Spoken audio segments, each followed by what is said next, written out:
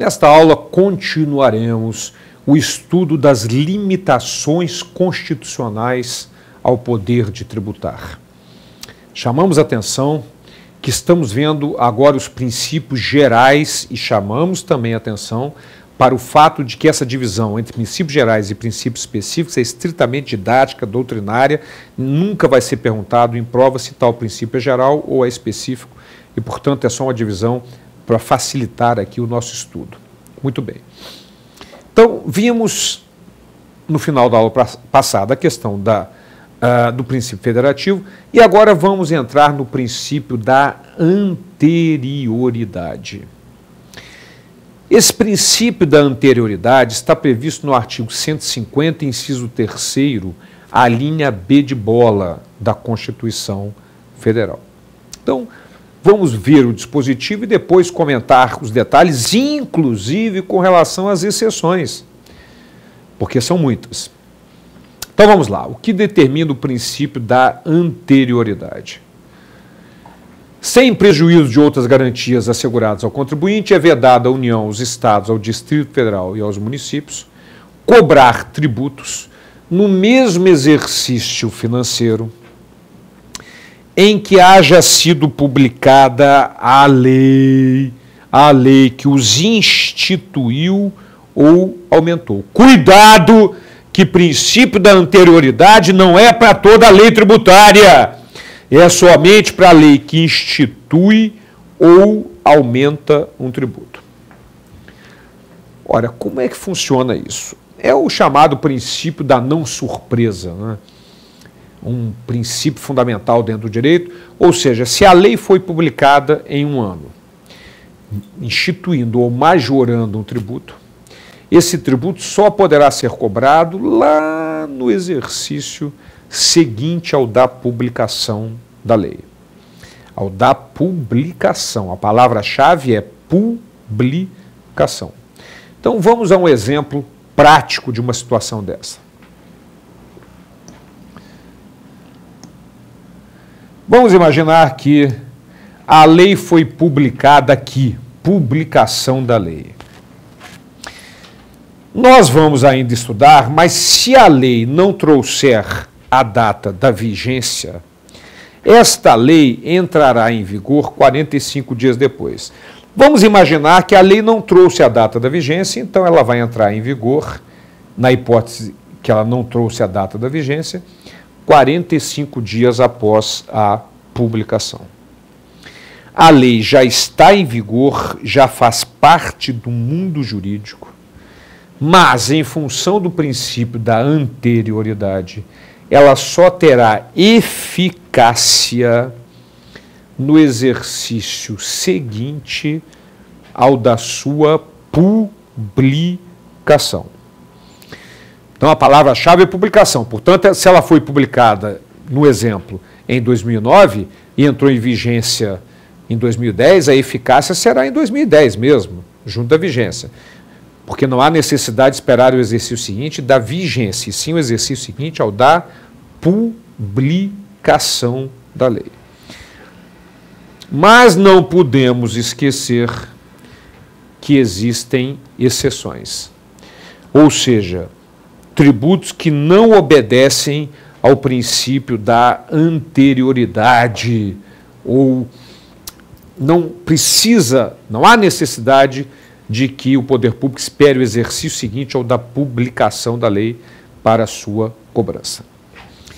Ora, antes de citarmos as exceções, é importante reforçar aqui que existe a possibilidade, como acabamos de ver, da lei estar em vigência, fazer parte do mundo jurídico, mas ainda não ter eficácia, aplicação. Isso pode ocorrer por outros motivos. Por exemplo, uma lei que dependa de regulamentação, de um decreto, por exemplo, que a regulamente, ou de uma outra lei que a regulamente. Essa lei pode estar em vigor, fazer parte do mundo jurídico, mas a sua eficácia não existe ainda. Depende de uma lei que vai a regulamentar para que ela tenha eficácia. Vigir significa fazer parte do mundo jurídico. Ter eficácia significa produzir efeitos no mundo jurídico. Então é perfeitamente possível, como nesse exemplo que eu dei e no exemplo que eu dei com relação ao princípio da anterioridade, que uma lei entre em vigor, mas a eficácia e os efeitos só mais tarde, no caso, o exercício seguinte, em função do princípio da anterioridade. Então, a palavra-chave do princípio da anterioridade é publicação. Se a publicação foi em um ano, já pode ser cobrado no exercício seguinte àquele em que houve a publicação. Mas, como eu estava dizendo, como toda boa regra, tem exceções. Tem exceções. E as exceções são as seguintes. Muitas, inclusive, nós já as conhecemos. Primeiro, 4 impostos federais. 4 impostos que não obedecem à anterioridade, ou seja, o governo pode majorar suas alíquotas e cobrar no mesmo exercício financeiro sem que haja necessidade de esperar o exercício financeiro seguinte.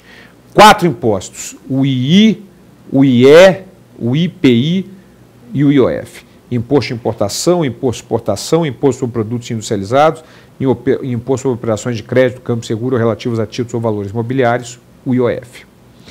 Então, II, IE, IPI e IOF. II, IE, IPI, IOF, II, IE, IPI, IOF, II, IE, IPI, IOF. Tem que falar 10 vezes antes de dormir, todos os dias. Senta na cama, II, IE, IPI, IOF, II, IE, IPI, IOF, II, IE, IPI, IOF. Tem que decorar, são os princípios, são os chamados impostos reguladores da União. A União precisa de agilidade no comércio exterior, nas operações de câmbio, no parque industrial. Então, ela precisa majorar, eventualmente, esses 4 tributos sem a necessidade de se esperar o exercício seguinte. Então, II, IE, IPI, IOF, II, IE, IPI, IOF, II, IE, IPI, IOF, II, IE, IPI, IOF. São exceções ao princípio da anterioridade. Eu fico rindo, uma aluna com uma filhinha novinha, engateando ainda, e ela dizendo que ela estudando II, IE, IPI, IOF, II, IE, IPI, IOF, falando alto, e a filhinha já engateando, ficava II, IPI, IOF, II, IPI, IOF. Acho que daqui a uns anos já vai estar passando no concurso aí, né? Porque já vai acabar de ouvir tanto a mãe que acaba decorando. Então, II, IE, IPI, IOF, II, IE, IPI, IOF. São os 4 impostos reguladores da União. Uma outra aluna, no meio de um bate-papo, a prova era domingo, no sábado nós batíamos um papo com a turma e ela dizia assim: ô Bob, eu não consigo mais dormir, a hora que me vem uma sonolência, me vem a sua voz gritando II, IE, IPI, IOF, II, IE, IPI, IOF. Eu, bom, mas pelo menos você decorou. E ela, mas eu não me lembro o que era isso, boba, sábado antes da prova. Naturalmente que ela ia lembrar, né, que eram exceções ao princípio da anterioridade e mais a outros princípios que vamos estudar também. Mas não são as únicas exceções. Então vamos lá.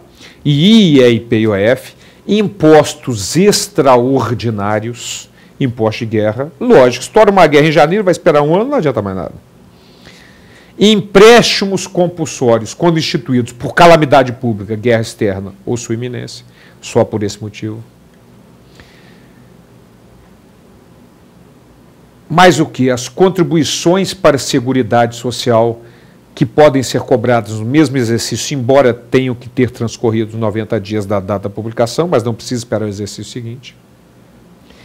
A CID sobre combustível, contribuição de intervenção do domínio econômico sobre combustível, e o ICMS monofásico, aquele ICMS incidente nas operações interestaduais com combustíveis lubrificantes derivados de petróleo para consumidor final localizado em outro estado.